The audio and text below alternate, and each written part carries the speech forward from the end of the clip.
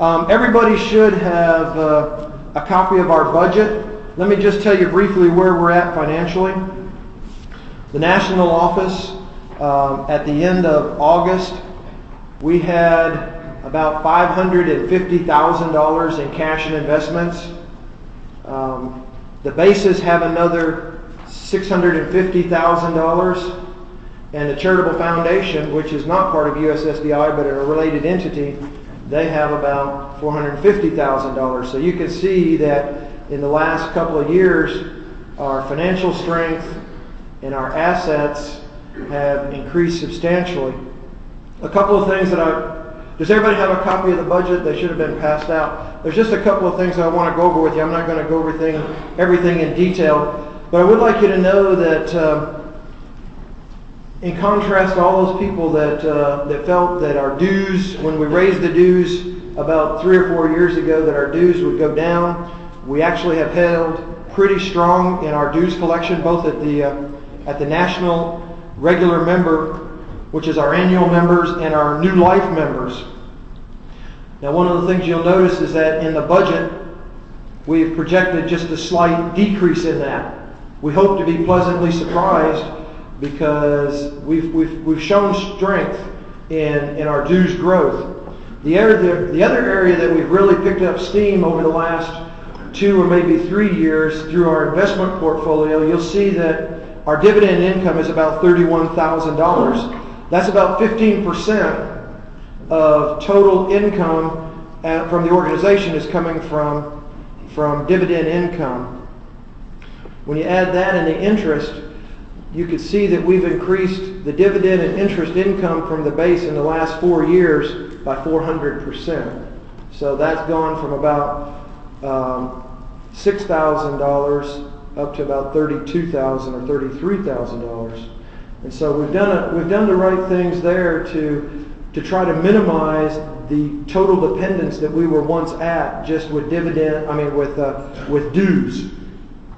The other thing that you'll see there, which is a big income source, is the annual calendars. We made $18,000 in the last year. From the last convention to this convention, we made about $18,000 in calendar sales.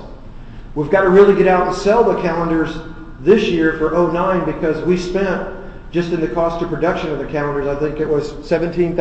That's right. We have $17,000 in cost in the new calendars.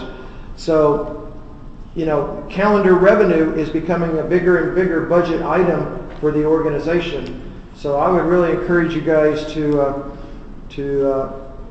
make calendars a focal point of your base and even look for non-traditional outlets. I'm fortunate that I've been able to sell generally 10 or 15 calendars just to clients of mine each year as they come in and through my office. And so if everybody could get out there and hustle 5 calendars, we could get rid of all those, but we do need to sell all those calendars because that has really become a major revenue source for the organization. As far as a goal, one of the things that we want to do is to get our dues less than, say, 60% of total revenue collected. And every year we've been making positive progress on the dues collection. I'm just going to go very briefly down some of the highlights of the budget. You're welcome to pull me aside after the meeting if you have specific questions or if you'd like to see specific details of items.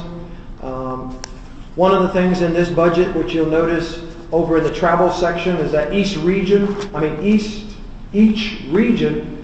has been allocated $11,000 of travel. We've put the burden on the regional director to control the travel budget for his region. That covers regional meetings, district meetings, base travel, whatever he would have in his particular region. Now, since we split the East region, we split the money between the 2 regions. If you look over on the budget column, this is on page 3 under the travel section. Everybody, I get an email probably once or twice a week, and I have for some time, where people ask, why do we have to spend so much money on travel? And the answer is very simple, is that as a nationwide organization, there's just a certain amount of travel that we have to do to facilitate operating the organization. One of the things that I'm going to do as Senior Vice Commander, if I'm elected, is to really make sure that travel is within budget and expenses are within budget. Because at some point we know that our revenues from dues collection is going to start slowing down. And so we have to be prepared for that. One of the things that we've done in our investment account over the last couple of years, we've not reinvested any of the earnings from our investment account. So right now in our investment account, we have about $90,000 of cash just sitting there making about 3.5%. And so we have the ability to move that if the need arises, if we do have a shortfall in income. There's a couple of things I just wanted to point out to you. Our biggest expense in the organization, well, we actually have three, is the American Submariner magazine. Michael Birkinshaw has done an excellent job there. We are collecting some boat sponsorship and some advertising revenues. The number is a little higher this year than last year. That's because we have an extra issue that we paid for to get out before the convention started. And so there's actually an additional issue, and this was the big issue that had the ballot in it. And so there was some additional printing and mailing costs there. And so we understand that. But the American Submariner, the National Office, and travel are the three big expense categories. And all three of those actually get a great deal of scrutiny and a great deal of oversight. One of the things that I've asked John M. to do when he relieves me as National Treasurer is to maintain the same level of transparency that I've tried to have over the last 5 years, to where if anybody asks, hey, I want to see how much money for the last 2 years John Peters has been paid for travel. Not enough. If you send me that request, I'll print it out of the accounting software and I'll send it back to you, because one of the things that has always been the mantra when I came on board as National Treasurer is that we're going to be transparent and everything is going to be in the open. And that's one of the things that I told John M. I said, whether it hurts or helps a shipmate, if somebody else wants to see where the money's being spent, let's get it to them. And so he's agreed to do that. And so we're going to have the same level of transparency that I've had for the last 5 years. And I think the organization will continue on. And so, see if there's anything else. That's basically all that I have.